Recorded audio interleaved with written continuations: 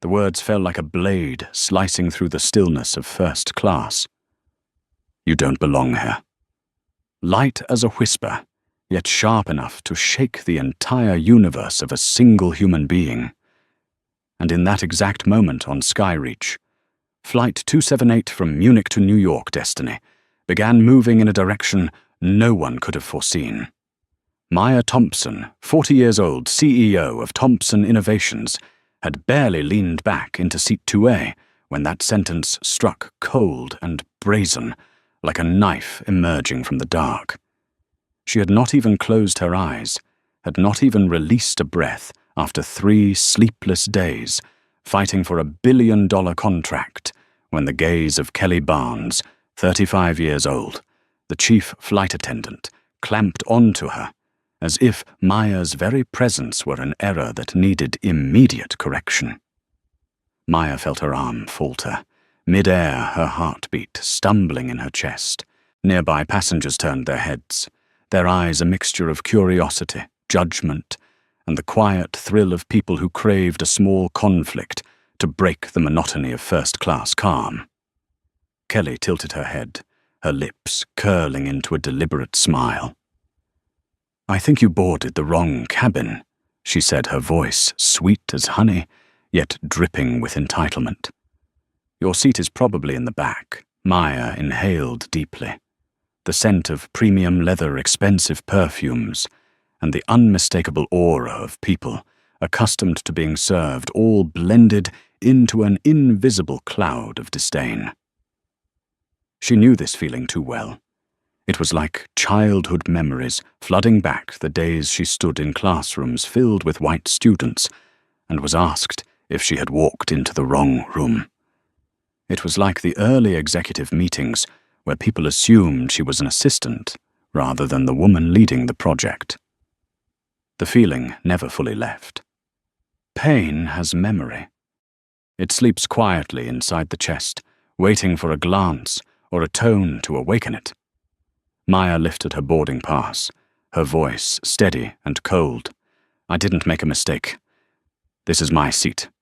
But Kelly didn't even bother to look.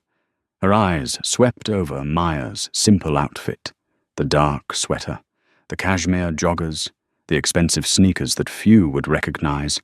No logos, no flash, none of the identifiers Kelly believed a first-class passenger should have.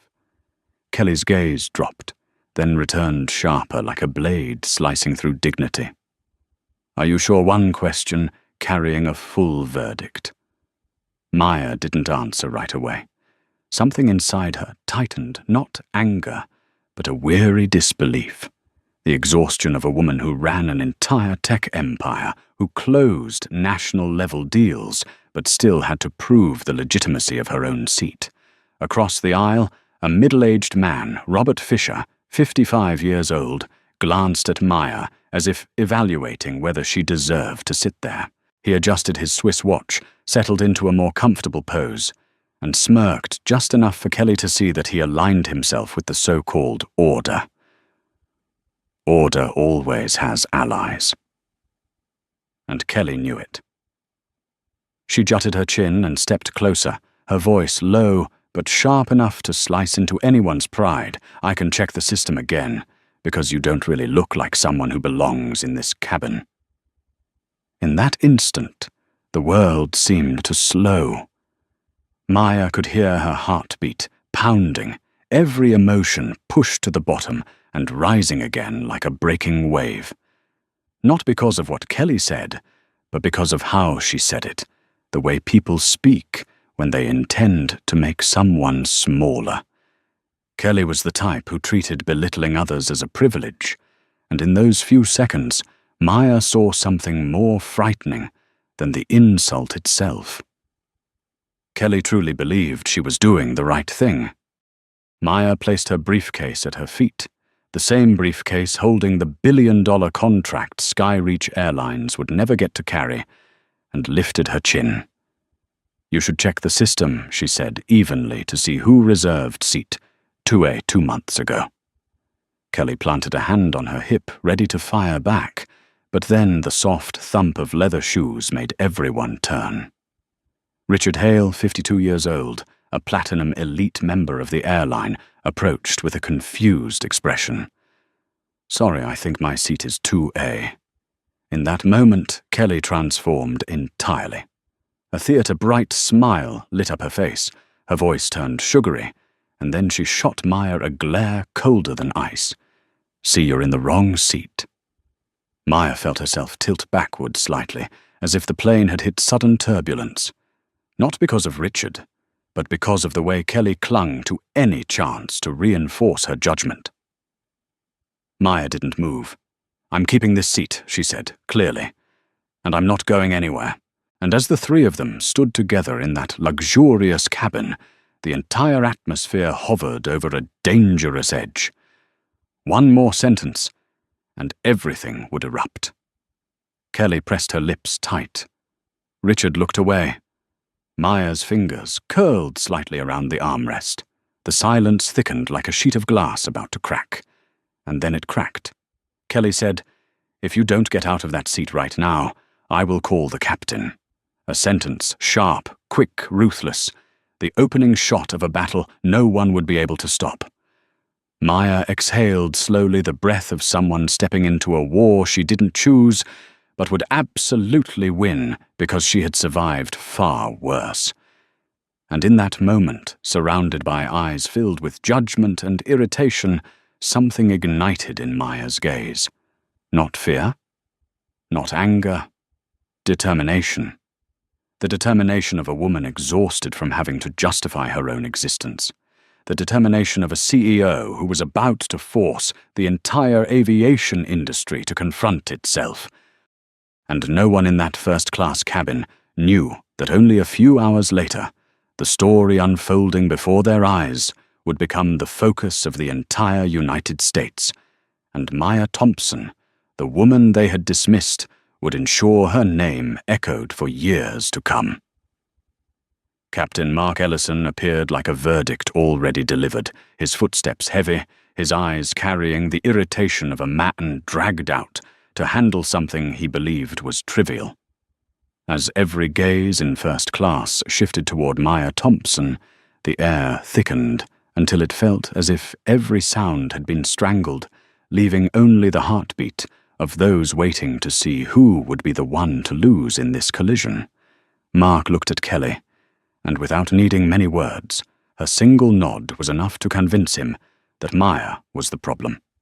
He turned to her, his voice cold and metallic. "I was informed that you are in the wrong seat and refusing to cooperate." Maya stared straight into his eyes and replied calmly, "I am not wrong. I booked this seat 2 months ago. What is wrong is your process." But her words slid off Mark's mind without leaving a trace of consideration, because he had already made his decision: trust those who look like him, and doubt those who do not. Richard Hale stood nearby, his face twisted with awkwardness, half wanting to speak, half afraid of becoming the center of attention. He chose silence, that familiar brand of cowardice. Mark sighed as if Maya were creating unnecessary trouble. "We have an open seat in 33B. You can sit there for now. When we arrive in New York, we will handle compensation."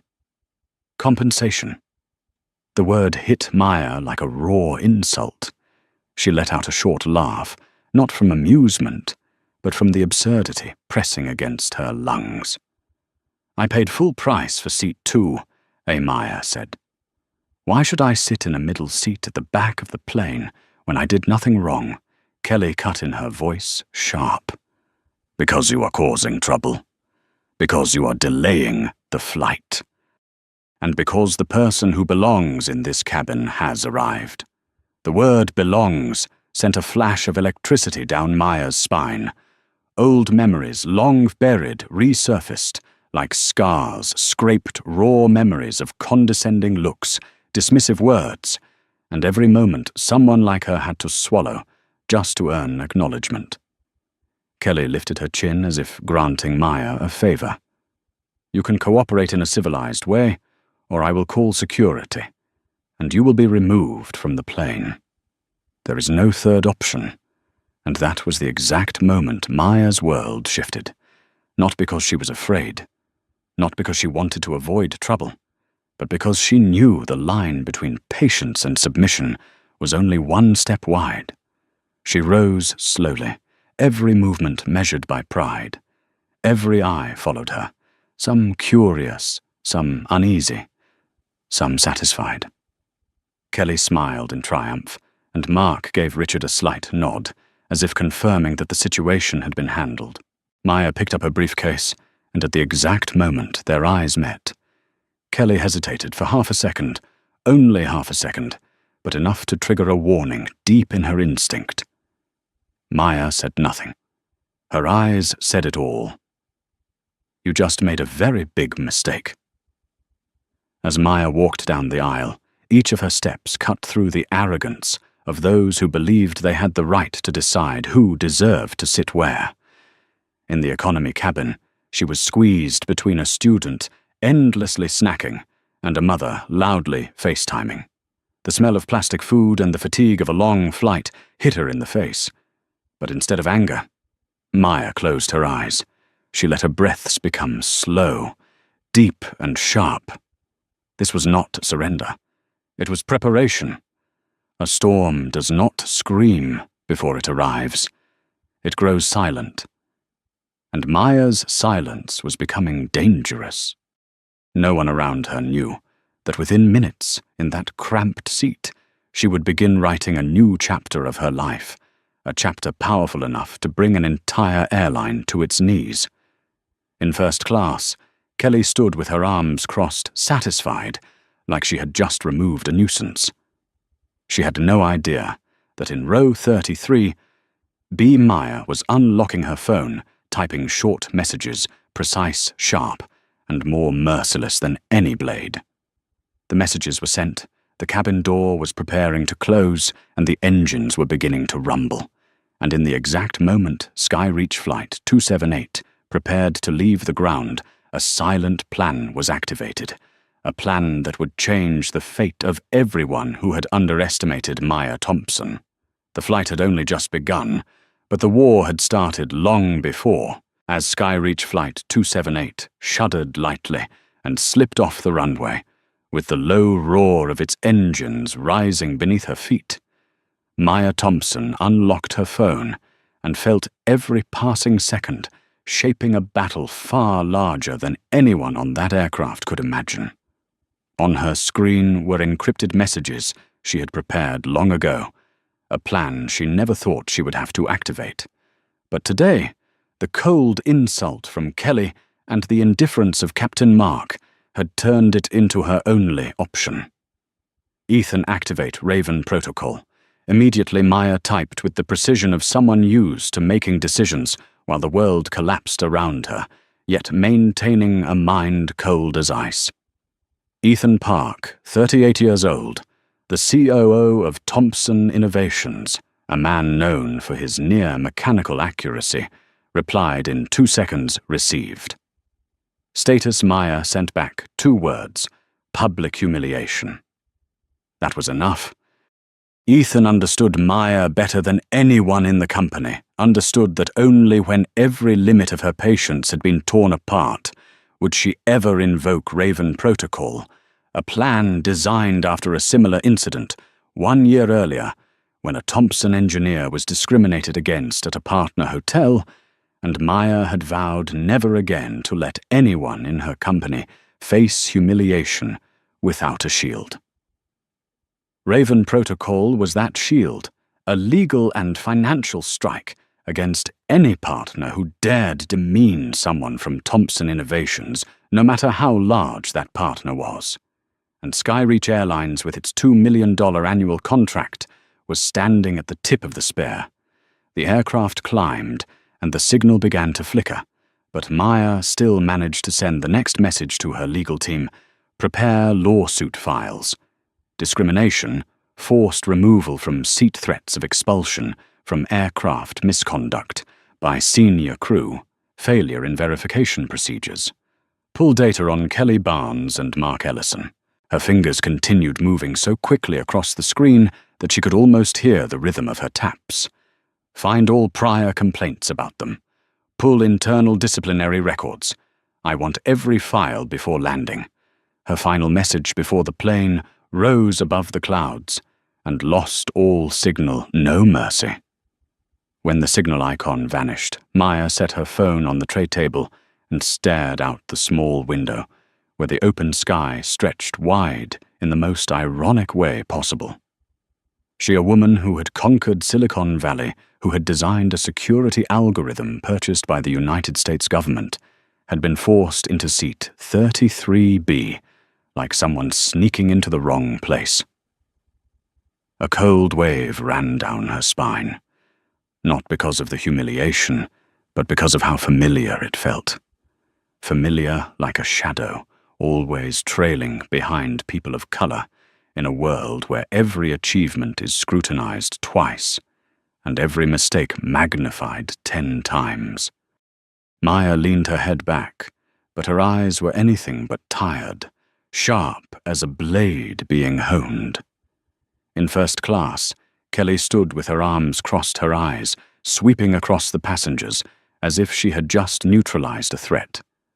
She felt exhilarated, a current of victory rising through her spine, especially when she saw Richard Hale seated in 2A with the satisfied look of someone reclaiming what he believed was rightfully his. But Kelly did not know that the moment Maya stepped off, seat 2A, and walked to 33B, was the moment her own fate began to crack, even if no sign of it showed on her face. Captain Mark, meanwhile, was flipping through the Manifest one last time, though he knew he did not need to.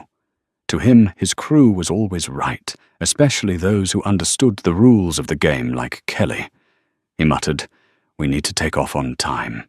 To Mark, Maya was simply an obstacle to remove, in order to maintain schedule, and the way he viewed his passengers as cargo instead of human beings revealed everything corrupt running through Skyreach's culture. In economy, a young man sat pressed against the back of his seat, his phone hidden inside his jacket pocket, recording every moment. His name was Brandon Ward, 29 years old, a freelance journalist specializing in corporate inequality. He recognized Maya the moment she boarded, because the year before, he had written a 12-page analysis on Thomson Innovations' AI strategy. He knew who Maya was. He knew how powerful she was. And that was why, as he watched Kelly and Mark humiliate her, he realized he was witnessing an event that would go far, far beyond the confines of this airplane. Brandon looked toward Maya from a distance, seeing the unnervingly calm expression on her face, the calm of someone who did not need to argue to win. She only needed to wait for the right moment. 6 hours of flight. 6 hours for everything Maya sent before the signal dropped to transform into commands, signatures, and an avalanche of emails shaking the operations room of Skyreach Airlines. While the plane was still slicing through the clouds on the ground, Ethan Park had already launched into an emergency meeting with the legal team, and the contract division and Skyreach's computing system began flashing alerts when the notification Thomson Innovations requests immediate termination of contract appeared. Panic spread through every department of the airline, racing through the operations floor like a spark hitting dry grass. But that was only the beginning. In the sky, Maya opened her laptop, pushed into economy, dismissed, and forced into a cramped seat. But under her hands, the blueprint of retaliation was forming with perfect clarity. She drafted an internal memo. Effective today, Thomson Innovations will implement a zero-tolerance policy for all service partners. Any act of discrimination, no matter how small, will result in termination of partnership. She continued typing, each sentence landing like a hammer. No one in our company, from new hires to senior leadership, will be humiliated by people who believe they have the right to decide who deserves respect. When she finished, Maya leaned back and felt a cold rush down her spine. But this time, It was not the sting of pain. It was the awakening of power. A quiet, razor-sharp power that did not need shouting or chaos, only a signature at the right moment. And as Skyreach Flight 278 sliced through the thick clouds and emerged into a clear, unbroken sky, Maya Thompson closed her eyes, not to rest, but to prepare for the moment the plane touched down, the moment when everyone who had underestimated her would have to face the harshest truth of all they had picked the wrong woman, and they would pay with their careers, their reputations, and the future of the airline they so proudly defended. The battle had begun, and Maya held absolute control. When the wheels of Skyreach Flight 278 touched down on the runway at JFK Airport, that small jolt did more than mark the end of a long flight. It signaled the ignition of the greatest confrontation Skyreach had ever faced. As passengers stirred, reaching for bags, coats, and phones, Maya Thompson remained still silent, her head tilted slightly, as if she were listening to whispers from a future that was already reshaping itself. She knew that when the cabin door opened, a chain of events would unfold fast, chaotic and irreversible. Phones lit up around the cabin as signals returned, and Maya's phone vibrated so violently it almost slipped from her hand. Message after message filled her screen. Raven Protocol termination notice sent. Legal Department disciplinary files for Kelly Barnes and Mark Ellison collected. Ethan Skyreach's VP is rushing into the boardroom, demanding to respond. PR team Skyreach requesting emergency call. Maya scanned every update the corner of her mouth, lifting slightly, not in triumph, but in the knowing smile of someone who had anticipated every move and was now waiting to see how frantic her opponents would become. When the aircraft came to a complete stop, and the flight attendants in economy began directing passengers to disembark, Maya rose, her shoulders straight every step, deliberate as if each footfall left an imprint on the floor. Brandon Ward, the journalist seated further back, watched her closely, hundreds of potential headlines forming in his mind. But he was in no rush.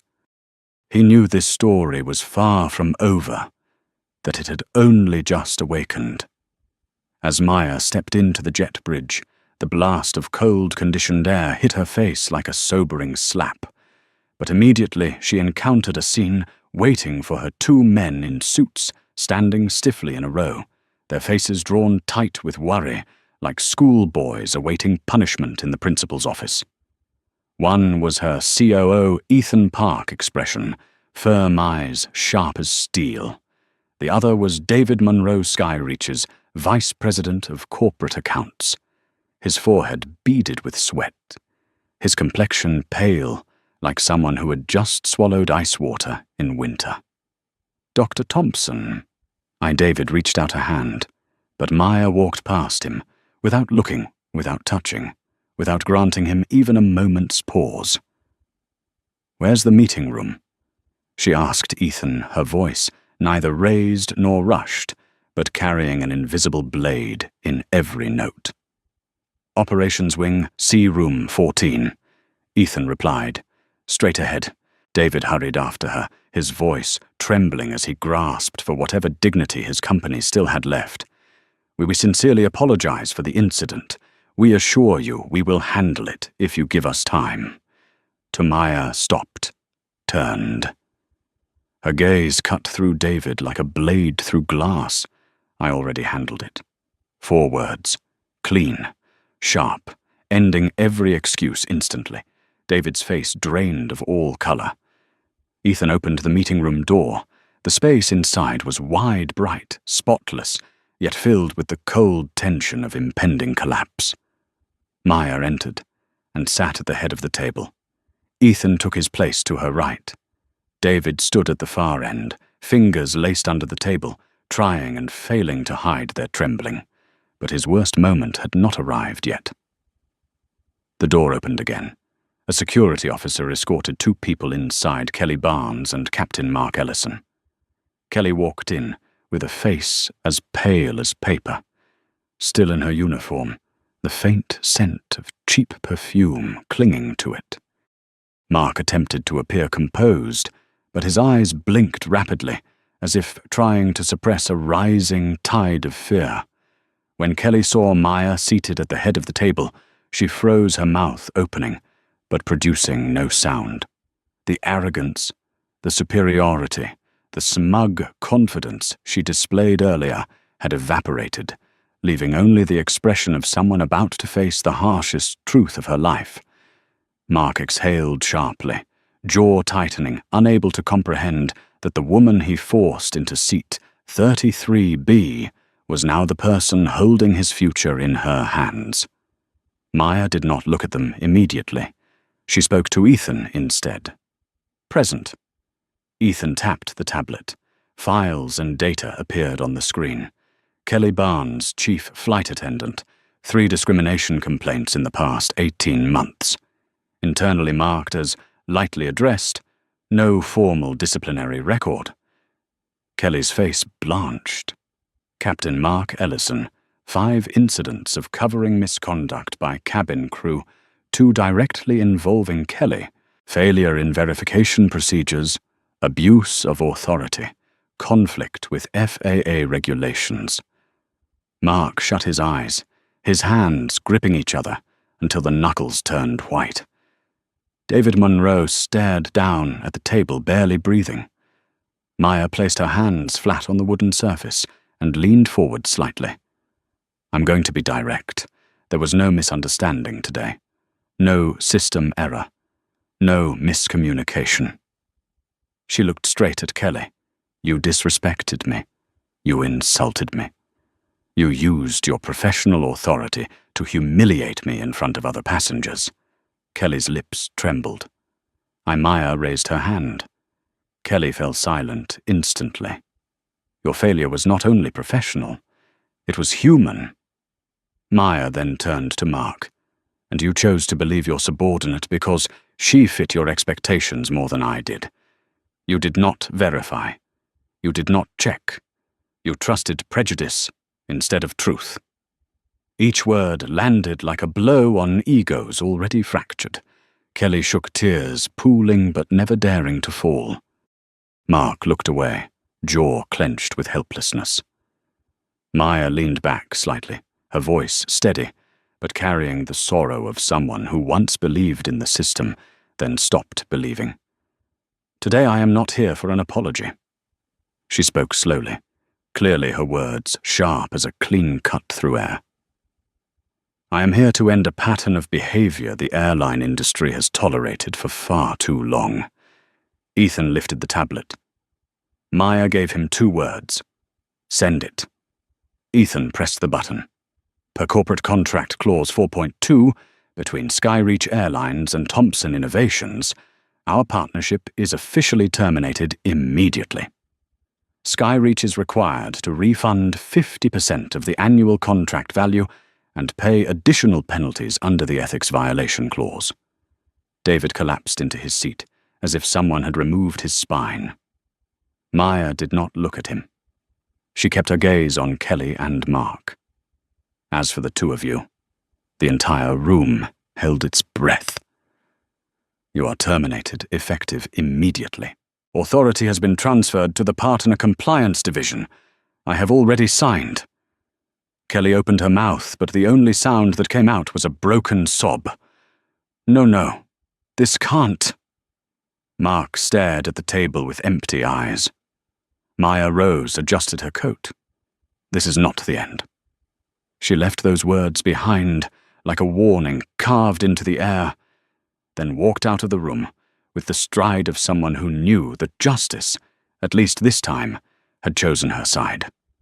And behind her, the heavy silence of people who had just lost both career and honor echoed like a long, hollow aftermath.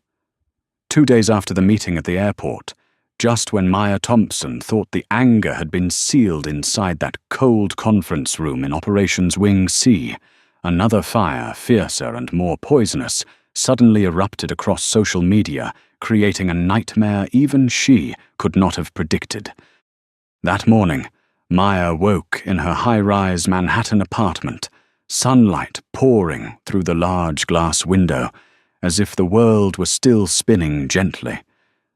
But the moment she touched her phone, everything collapsed in a single breath. Notifications cascaded down her screen so fast the device lagged. The first headline that hit her was bold, sensational, and dripping with malice. Terrifying female CEO and innocent misunderstanding led to an entire flight. Crew being fired. It came from the tabloid site Metro Buzz, accompanied by a photo of Maya entering a conference months earlier, the angle making her look harsher than she truly was. Her eyes sharp and cold, as if she were the villain in her own story. Beneath it was a contrasting image of Kelly Barnes, her face wet with tears, cheeks flushed eyes, swollen, the look of suffering crafted with precision. A chill ran down Maya's spine. She opened the article. Each line cut into her honor like a blade. Kelly Barnes, a chief flight attendant with 9 years of experience, was cruelly terminated over a small, technical misunderstanding about seat assignment. Captain Mark Ellison, who only wanted to ensure the flight's safety, lost his job after trying to de-escalate the situation. According to an eyewitness, the female CEO screamed, "Do you know who I am?" and threatened to sue the entire crew. Maya tightened her grip on her phone until her knuckles turned white. These stories were twisted, deliberately crafted, and venomous enough to appear convincing to anyone reading them. Kelly even said in her interview, "I only wanted to follow procedure." I don't understand why she got so angry. I was genuinely frightened. Under the article, thousands of comments poured in like a torrent of black water. Dictator firing an entire crew over a seat. Power-obsessed, crazy CEO boycott her company. Some comments were even worse, hateful to the point Maya had to stop reading, a painful pressure rising in her throat as if a stone had lodged there. Another site published an even harsher headline, "Black Female CEO Uses Power to Crush the Working Class." Every word weaponized her identity, twisting it into a fabricated story of oppression and cruelty filled with prejudice and ill intent. And worse awaited her when she opened her company email. Hundreds of hostile messages, some threatening, some insulting, and several containing blatant racist slurs. On social media, the hashtag #FireMaya hit top trending within an hour. Even the Twitter page of Thompson Innovations was flooded with attacks. Maya leaned back in her chair, eyes closed for a few seconds, as she tried to steady her breathing, but her heart continued pounding, each beat pushing against her ribs, as if trying to break free. She tried to remain calm, but the injustice sucked the oxygen out of the room. It took her nearly 5 minutes before she decided to call Ethan. "Ethan," she said, her voice low and rough, as if sand were lodged in her throat. "I saw the article." Ethan exhaled on the other end, his breath carrying both anger and helplessness. "I know. PR is trying to get the article taken down, but it has already gone viral. Other sites started copying it and adding their own versions." "What about the board?" Maya asked, though. She was certain the answer would not comfort her. "Some members are asking for a soft solution. They want you to apologize." Maya let out a laugh, one devoid of joy, the laugh of someone pushed into a situation so absurd she no longer had emotions left for it. Apologize for what she asked. Apologize for being discriminated against, or apologize for refusing to be humiliated. Ethan fell silent. That silence said everything. To the public, Maya, a wealthy, powerful black woman, was the easiest target to hate. People did not care about the truth. They wanted a story that made them feel justified, and Kelly had given them exactly what they wanted. Maya rose and walked toward the large window overlooking Manhattan. The city below still moved, noisy, crowded, oblivious to the weight crushing her. She wondered if this was the true taste of power, celebrated when things were good and crushed mercilessly when the media decided to choose the other side. Her thoughts were cut short by another email. This one from Finance Company, stock down 3.8% this morning. Another email, 3 minor partners requesting clarification on the incident. A third email from PR, small protest gathering outside headquarters. It was as if the entire world had chosen to push her into a dark corner and lock the only door leading her back to the light. Somewhere deep inside her mind, a question surfaced, one she had never allowed herself to think before. Had I gone too far? But almost instantly, another memory struck through like lightning, Kelly saying, "You do not belong here." That voice stabbed directly into Maya's pride. No. Maya knew she had not been wrong. The system was wrong for getting too comfortable with belittling people like her. Kelly was wrong for believing she had the right to decide who deserved respect. Maya clenched her fists, a new spark of resolve igniting in her eyes, a flame she had tried to extinguish but could not. The fight had shifted, from an airplane cabin to an airport boardroom, and now to the entire national media landscape. And Maya understood this was no longer a battle over a seat. This was a battle for dignity, for justice, for every person like her who had ever been shamed into silence. The media firestorm had ignited, but Maya knew how to turn it into a wildfire, and she would be the one directing the wind. 3 days had passed since the first article attacking Maya Thompson exploded across the internet, and the media storm not only refused to calm, but grew even more vicious, tearing deeper into her dignity, her reputation, and her life like a flood with no end. The orderly world Maya had built from logic and precision had been twisted into chaos like an AI system corrupted by thousands of lines of malicious code. Each morning she woke not to execute strategic plans, but to peel away lies, rumors, and venomous cuts hurled at her as if she were a criminal, standing in the middle of a medieval square. Social media overflowed with edited videos, distorted analyses, and even self-proclaimed experts posting 15-minute breakdowns with grave tones, as if solving an FBI case, all trying to prove Maya had abused her power ruthlessly. People who had never met her, never witnessed the incident on the plane, never knew Kelly's history of discrimination, or Mark's repeated violations, spoke about Maya with the certainty of a judge delivering a death sentence.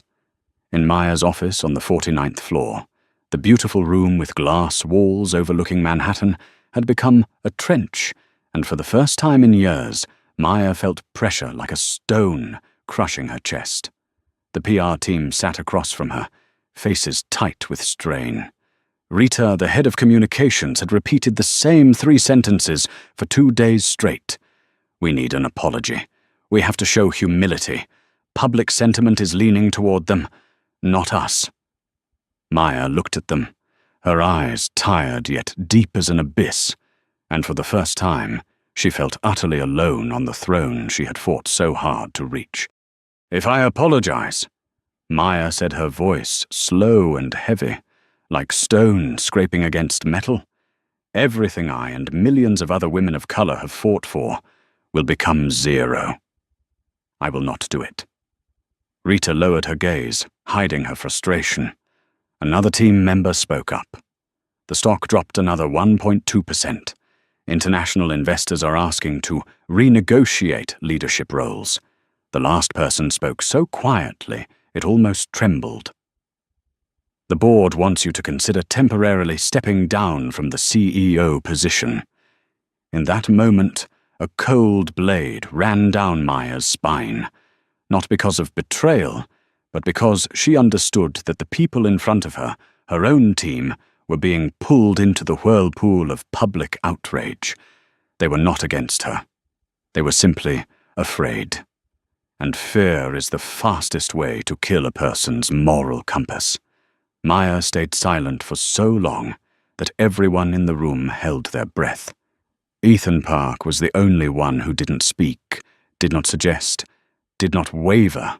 He simply looked at Maya from across the table, his gaze a quiet promise that he would not move until the final moment. But Maya knew she was losing the media war. Not because she was wrong, but because liars always run faster than truth. They run on emotion tone and crafted tears. No one cares about logic in a world that prefers drama over facts. That afternoon, as the sun dipped behind the skyline, Maya returned to her apartment, stepping into a quiet space that felt heavier than the board meeting. The home that once brought her peace now held disappointment and doubt in every corner.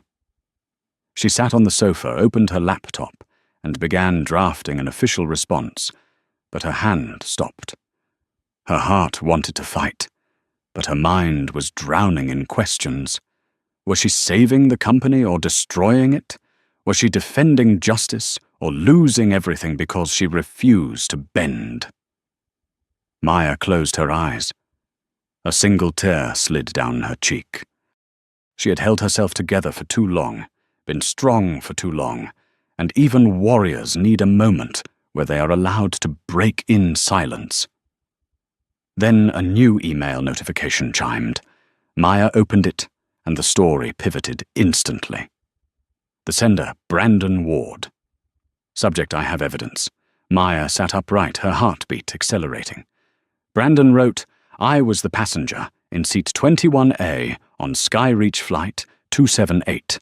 I witnessed the entire incident between you flight attendant Kelly Barnes and Captain Ellison.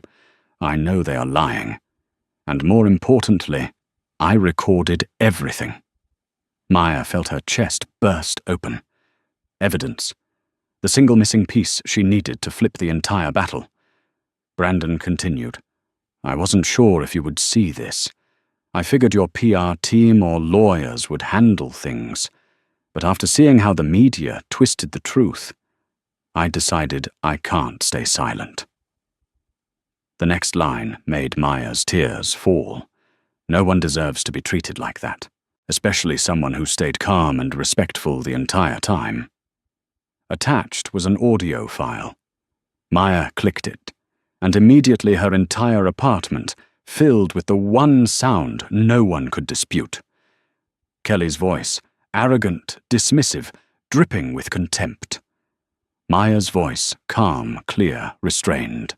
Mark's voice, threatening, rigid, heavy with bias. Every syllable in the recording was a blade, slicing through the darkness, destroying every lie that had suffocated the truth for 3 days. Maya pressed a hand to her mouth, not out of shock or fear, but because hope, the hope she thought had died, suddenly surged back to life. Her phone buzzed. Ethan had texted Maya, I'm at the office. Call me immediately if anything changes.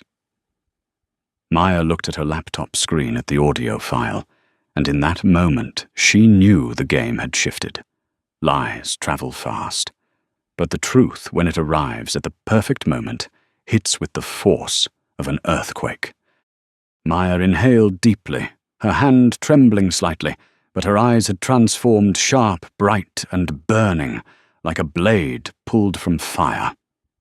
She typed a single line back to Ethan. Prepare a press conference. Tomorrow morning. The media storm had nearly drowned her, but now she would create a new one, and this time she would be the center of the storm. The morning of the press conference was a morning no one in the media, no one on the Skyreach board, and not even anyone inside Thompson Innovations would ever forget. New York City was as crowded as always, but the air inside the grand hall of Thompson headquarters was thick like a storm gathering offshore. Tense, urgent, and heavy, with unpredictable anticipation swirling beneath the high ceiling. Stage lights glowed, microphones were adjusted, and cameras from dozens of news outlets pointed toward the stage like metal birds, ready to claw onto every word, every breath of the woman about to speak. A few whispers rippled through the crowd. Will she apologize? Rumor is she might resign. Skyreach is preparing to counterattack. She can't win. She has no evidence. Those murmurs were like tiny needles, yet strangely they did not shake Maya Thompson. They made her walk faster, stronger, because for the first time in days, she was stepping into this moment, not in defense, but in offense. Ethan Park walked beside her eyes, sharp as steel, his dark suit pressed to perfection. He said nothing, but his presence steadied her, straightened her spine, and strengthened her breath. When they entered the hall, the whispers were swallowed instantly by silence. Every camera swung toward Maya, the woman who, just yesterday, half the world had labeled a tyrant, a crazed CEO, the sky's ruthless queen, and today no one knew which direction the narrative would turn. Maya walked onto the stage and did not stand behind the podium. Instead, she sat in the single high chair placed there as if she was preparing to tell a story rather than deliver a cold PR statement. That simple act made the room tilt for a moment, because sitting down carried its own message. I am not here to perform. I am here to show you the truth. Maya swept her gaze across the room, the light catching in her eyes, like steel glinting in darkness. For the past 3 days, she began her voice calm, but echoing with clarity. You have heard a story told to ignite public anger and damage my reputation. Not a single camera blinked. Not a single reporter coughed. The air tightened, as though everyone was waiting for the crack to form. Maya continued. In that story, I, a black woman, a CEO, was portrayed as someone who abused her power, someone out of control, someone who destroyed the careers of 2 innocent employees over a small misunderstanding. She smiled, a cold, slow smile, sharp enough to slice through deceit. But today I am here to tell a different story. She lifted her hand, slightly signaling the technical team. The stage lights dimmed, and the large screen behind her lit up. A logo appeared, Brandon Ward, Corporate Truths. The room erupted in murmurs. Those with the quickest instinct recognized the name instantly, the independent journalist, known for exposing corporate injustice. Maya nodded. Journalist Brandon Ward, who sat 3 rows behind me on Skyreach, Flight 278, recorded the entire incident. A chill swept across the room. Chairs shifted. Someone inhaled sharply. Camera shutters snapped non-stop, the sounds merging like the chaos of an approaching storm. Maya went on her voice. Gaining an edge, I stayed silent for 3 days, not because I had nothing to say, but because I wanted the truth to speak for me. She nodded again. The audio filled the hall. Excuse me, Mum. I think you're in the wrong seat. Kelly Barnes's voice, unmistakably condescending. Then Maya's voice, calm, steady, nothing like the screaming the media had invented. I'm not mistaken. This is seat 2A. But you don't look like someone who belongs in this cabin, Kelly replied, every word cutting like a blade. The entire hall froze. No one moved. No one dared look away from the screen. Every second of that confrontation played out like a mirror, reflecting the raw truth, a flight attendant displaying blatant prejudice, a captain misusing his authority, and a black female CEO forced out of a seat she lawfully paid for simply because of her skin and her clothing. The recording lasted only a few minutes, but each second scraped across Skyreach's reputation like metal gouging metal. When the clip ended, the hall dropped into a dense, heavy silence. No one dared speak because any wrong word could destroy a career. Maya rose slowly. This, she said, placing a hand over her chest, is me. This is how I behaved, calm, respectful, transparent. She paused, letting her gaze slice through the crowd, carving 2 questions into their minds. who truly abused their power, and who was the real victim. Those 2 employees were not fired because of a misunderstanding. They were fired for discrimination, for abuse of authority, and for harming a customer based on personal bias. Maya's fingers curled slightly, her voice tightening with force, powerful enough to crush any doubt. And I, a black woman, will not apologize for defending myself. Immediately murmurs surged through the room, but they were not protests. They were awe shock, frantic note-taking. Maya did not hesitate. Her voice carried even stronger as she moved to the next part. Today I am announcing the establishment of the Justice in Transit Fund, dedicated to providing legal support for passengers who have been discriminated against in the aviation industry. The room held its breath, and the starting amount is $10 million. A soft "oh my God" escaped from the press row before a storm of camera shutters erupted. Maya stood tall, her eyes gleaming with the brilliance of someone who had crossed a chasm without breaking. No one, she said, enunciating each word, will ever again be forced down to seat 33B because someone thinks they do not belong in first class. For a moment, the hall burst into chaos, reporters shouting questions, phones ringing, keyboards clacking. No one cared about Skyreach anymore. No one asked if Maya would apologize. The entire battle had shifted, and Maya knew it. Brandon Ward, standing in the corner of the room, knew it. Ethan Park, behind her, with eyes burning in pride, knew it. And 2 people watching from far away, Kelly Barnes and Captain Mark Ellison, sitting in front of their televisions, with faces drained of color, knew it too. Because today, in front of millions, Maya Thompson did more than prove her innocence. She placed the entire truth into the hands of the public. And when truth rises, it does not only protect the innocent, it destroys the lies that threatened them. Maya stepped off the stage. For the first time in days, her walk was not that of someone defending herself. It was the walk of a victor, but more importantly, of a survivor. The press conference ended, but the new storm had only begun sweeping across the world, and this time it was the storm of justice.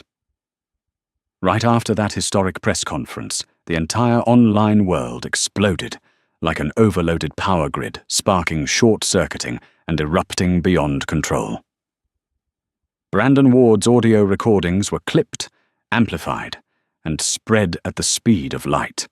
Within 30 minutes, the hashtag #StandWithMaya surged to the #1 spot nationwide, surpassing every prediction from media analysts, while Skyreach Exposed climbed into second place. Hundreds of thousands of comments poured in like a roaring waterfall, and for the first time in days, Maya was no longer drowning in the mud of hatred. Instead, she was lifted by furious voices demanding justice for her and for everyone who had ever been mistreated. My God, she was so calm. Kelly was the racist one.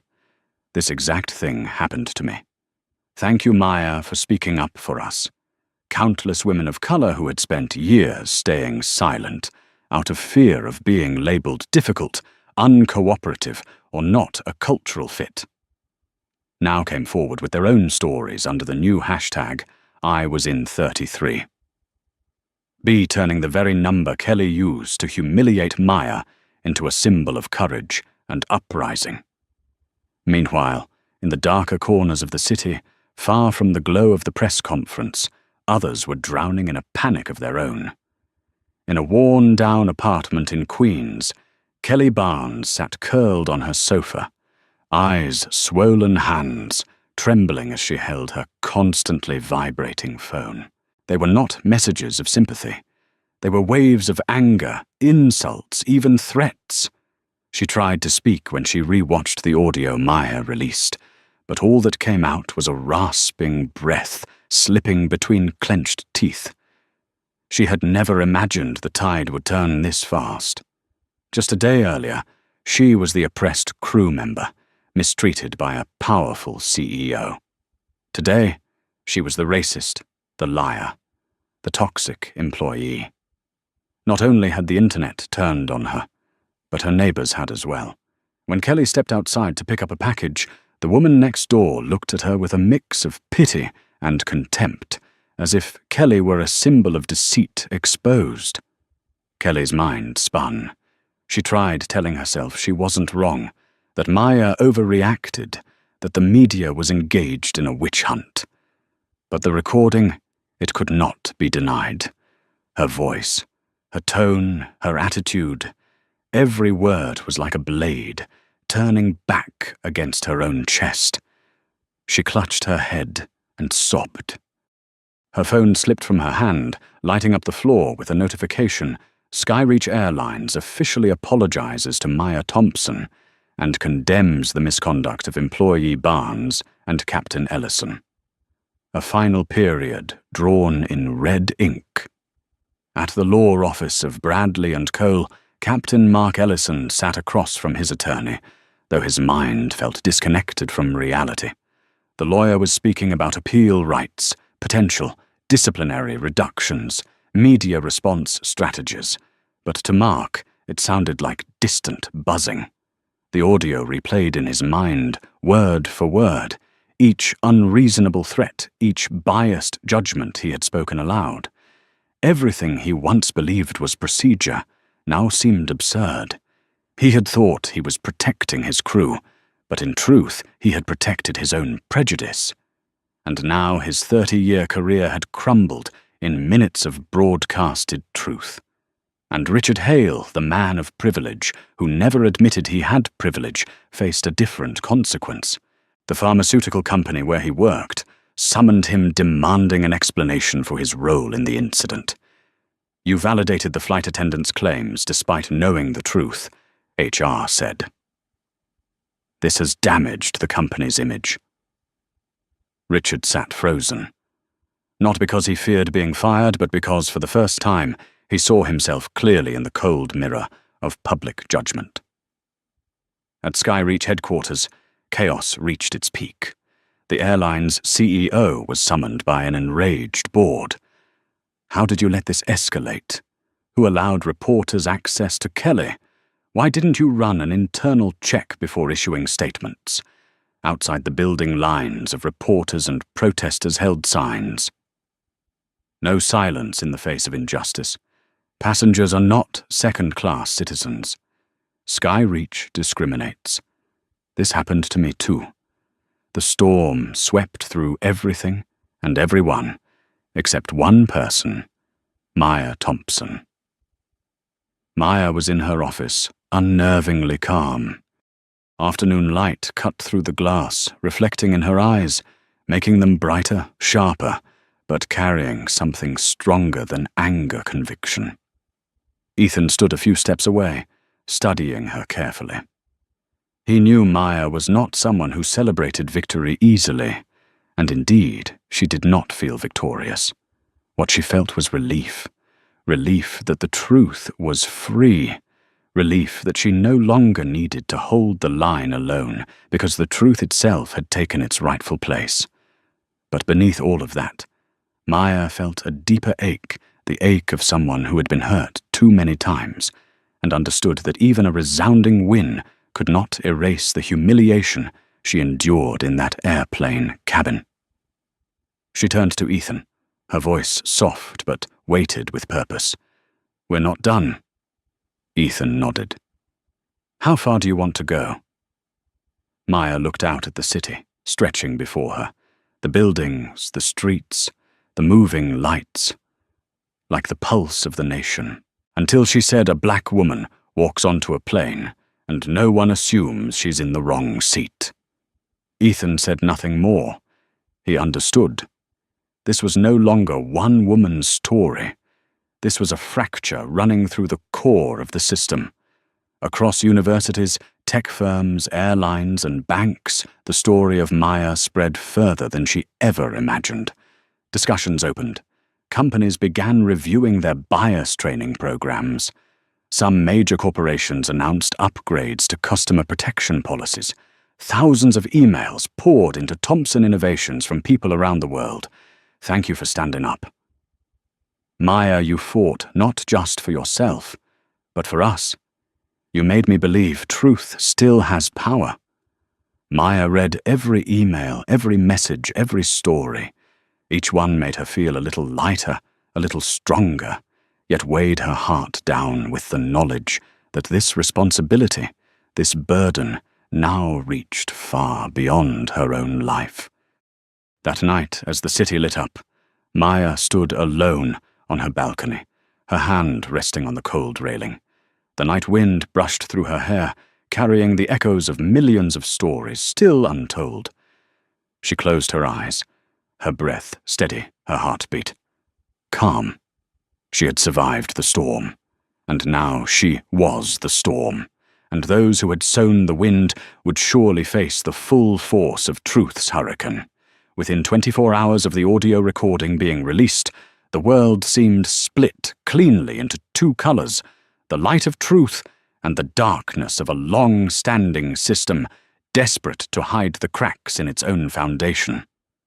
Skyreach was no longer simply an airline.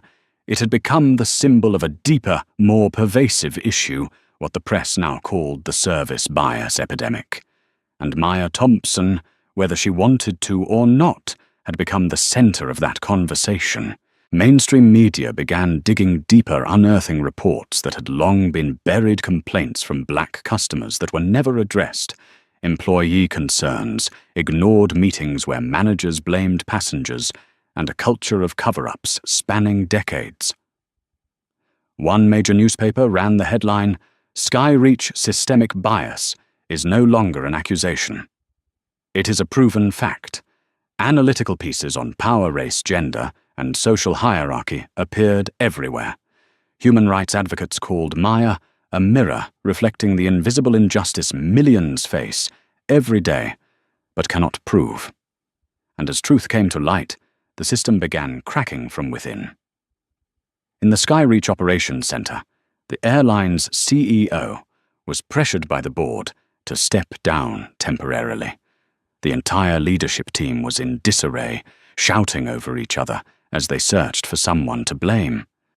Leaked internal emails revealed a culture of enforced silence. Do not let the media access Barnes's complaints. Prioritize protecting the company's image. Avoid admitting fault at any level. Each line served as incriminating evidence. But while Skyreach seemed to be collapsing, Maya found herself in an unusual quiet inside her office. She stood before the glass wall, watching clouds drift across the Manhattan sky, reflecting on something she had never voiced aloud. She felt no joy, no satisfaction, no triumph. Instead, she felt pain. Pain because she understood this story was never an anomaly. It was not an isolated incident. It was the inevitable result of a system built on flawed foundations across generations. She remembered the way Kelly looked at her on the plane, a stare filled with contempt. But beneath it lay something more disturbing, the belief that what she was doing was right. A belief nurtured by groups, by culture, by people like Captain Mark. And that was the most frightening part. Ethan Park entered, placing a stack of documents on Maya's desk. These are the files Skyreach wants to use for negotiation.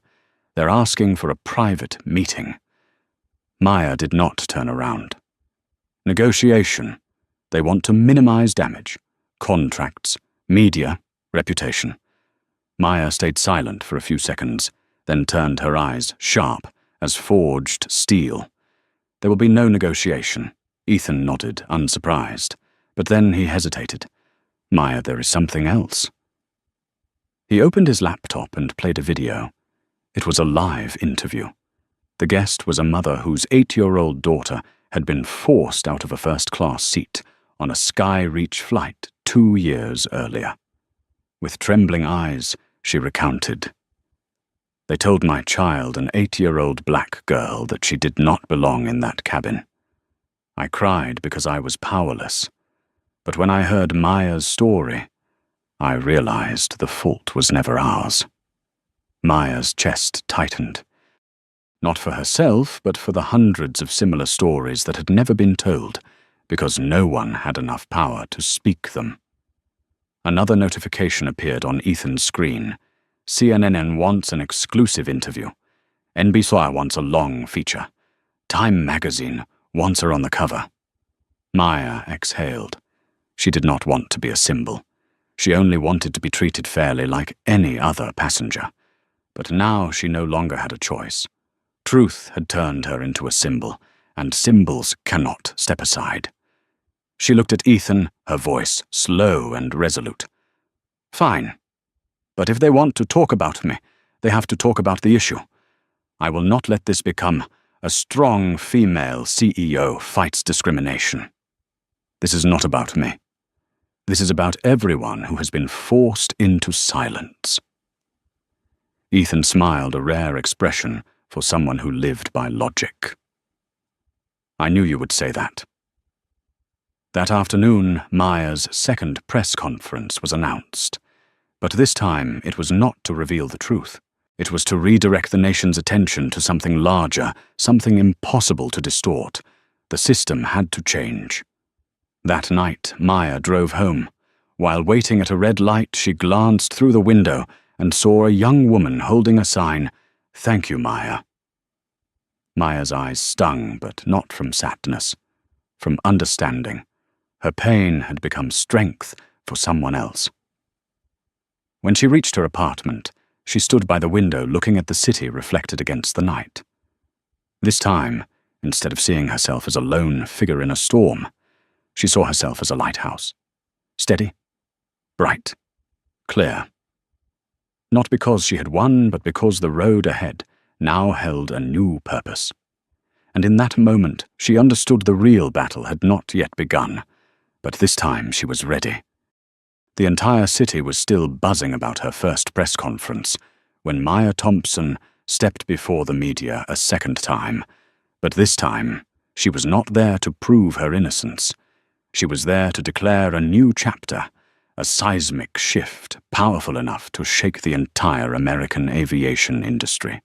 The hall was packed to the point of suffocation, long lines of reporters pressed against the doors, microphones raised like a forest of spearheads aimed at the stage.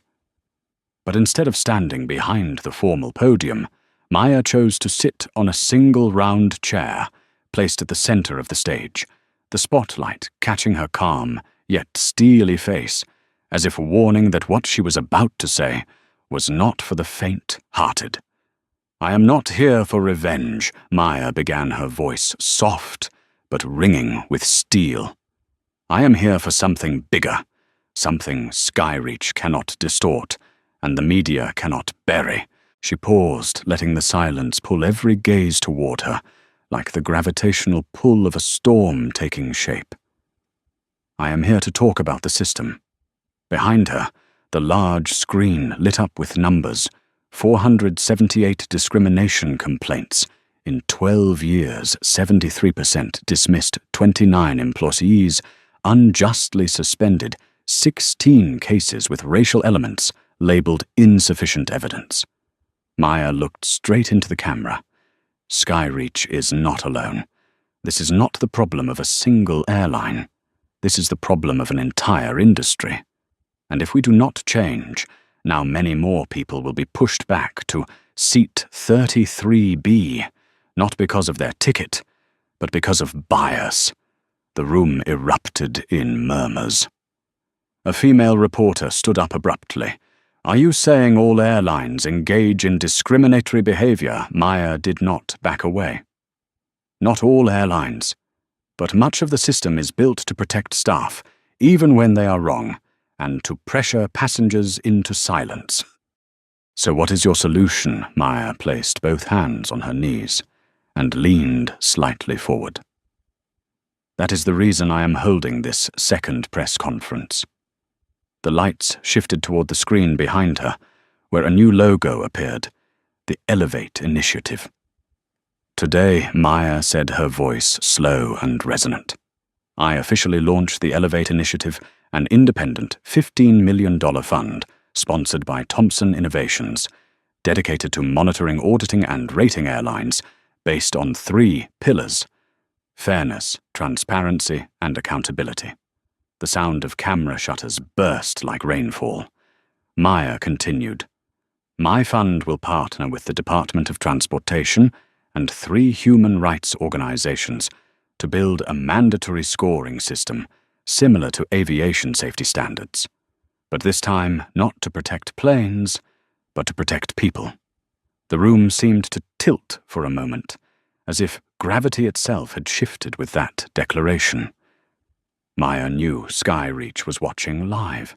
She knew their executives were panicking, and she knew dozens of airlines across the country felt the chill running down their spines.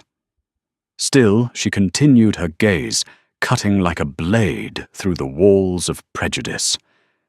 If an airline continues allowing discrimination, they will receive a public downgrade. If they repeat violations, they will be investigated, and if they attempt to cover up the truth. Maya paused, looking directly at the front row, where representatives from several airlines sat stone-faced. They will be placed on a blacklist, no exceptions. A man shot to his feet, shouting, "You cannot do that. The aviation industry is not under your control." Maya turned her head and gave a faint smile, sharp as a silver-edged blade. "It is not under my control," she said, "but it is under the control of the truth." Silence fell over the room like a weighted curtain, and when Maya stepped off the stage, the silence was no longer shock. It was the silence of a system realizing it was about to be forced to change, whether it wanted to or not. Maya exited the building through the back to avoid the crowd. Ethan was already waiting, his eyes filled with a pride he had been holding in for too long. "You know this won't stop here, right?" Ethan asked. "They will fight back. They will push. They will try to silence you." Maya looked toward the glowing city. "I know," she said, "but I also know something else." "What's that?" "Once the flame of truth is lit, no one can put it out." They stood together on the rooftop terrace as the night wind swept through Maya's hair, carrying the chill of evening, but unable to cool the fire in her chest. Below them, hundreds of people had begun gathering holding signs, lifting small chairs painted with the number 33B, a vow that they would never allow anyone to be pushed to the back again. Maya looked down at them, exhaling softly a release, as if the scars inside her were finally beginning to heal. And in that moment, she understood this story began with a stolen seat, but it would end with millions reclaiming their rightful place. Maya turned and walked back inside the building, leaving behind the city lights, and an unspoken promise that the fight for justice had never been hers alone. But she would lead it until the skies were free of the judgment that once told her she did not belong. From the perspective of an expert in power media and organizational psychology, Maya Thompson's story is not merely an impressive response to injustice. It is undeniable proof that when a system has existed in darkness for too long, all it takes is one person brave enough to stand up for the entire structure to be forced to confront itself. Maya did not prevail through anger, but through truth preparation and unwavering resolve, 3 core elements that form the foundation of lasting strength in any battle for justice. And the way she transformed personal pain into a social movement shows that justice is not a scream, but a strategic act. If this story moved you, please like the video to help spread a message about courage and truth.